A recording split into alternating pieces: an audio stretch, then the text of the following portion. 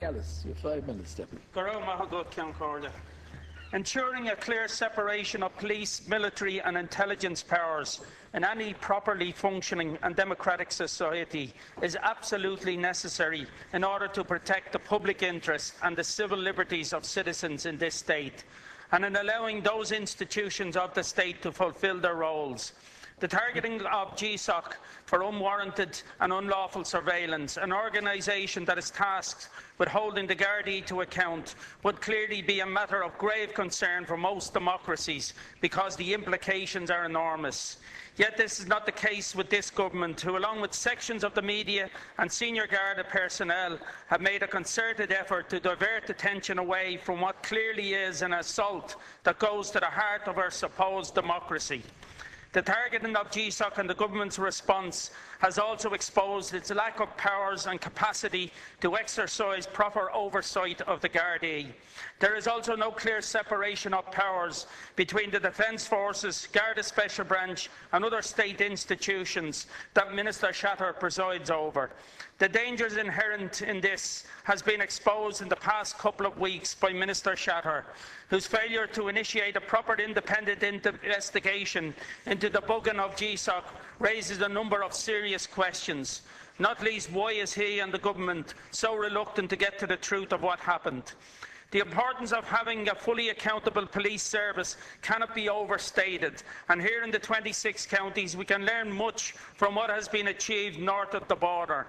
Replacing the RUC security force with the PSNI civic policing service in the 6 counties is now more accountable than the Gardaí by quite a long shot. There is no comparison between the old RUC and the Gardaí, but I might think my point is made in terms of the advantage of modern, professional and accountable civic policing services. It is not a perfect model, but it shows just how clearly in need of reform the structures to hold the Gardaí to account are.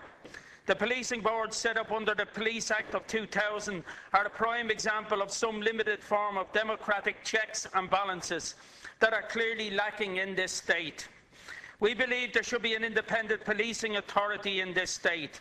We want to see more of the powers of accountability here that currently exist in the north of Ireland, which came about as part of the new beginning to policing under the pattern reforms and subsequent legislation introduced at Westminster.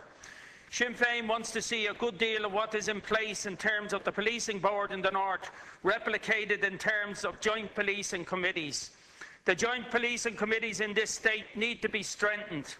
We need to ensure that the Gardaí are completely independent from the state. We can no longer have a situation where ministers appoint senior Gardaí and they in turn keep their backs politically. That is clearly unacceptable, but it is also the perception which exists between Minister Shatter and Garda Commissioner Martin Callanan. This perception has only been exacerbated over the past 10 days as part of the GSOC controversy. The days of a quid pro quo agreement where the Minister of the day circles the wagons around any criticism of senior Gardaí, while they in return circle the wagons around any criticism of the Minister, has to end immediately. Sinn Féin and the citizens of this state want nothing short of a fully accountable Garda Síochána with an Ombudsman Commission, with the full powers of oversight and full independence from the executive in this state. That would be in the best interests of the men and women who serve us in the Garda Síochána and the Irish people, in our view. If we had real democratic accountability of the Gardaí, then we would not be here today.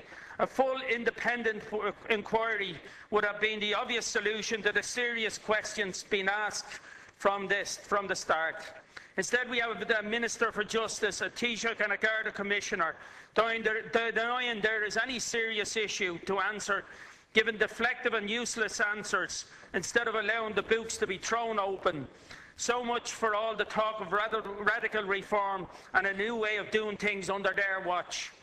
If there was a real desire for the Gardaí to be accountable, then we would not have a situation where the Garda Commissioner cannot be investigated by the body set up to investigate the Gardaí. This point was well made by former Ombudsman of the North, Nuala O'Loan, on RTE this week. The idea that a person at the top of the Gardaí is above investigation is repugnant to the very notion of accountability and transparency. Instead, we have the offer of a paper review designed by the Justice Minister and reporting to the same Minister who was at the centre of the controversy we need to clear up. This approach smells to the public of cover-up rather than clear-up. Thank you. Nothing short of an independent inquiry which is established on a statutory footing, which has the power to compel both witnesses and documentation, including the Minister himself, is good enough. Thank you. Deputy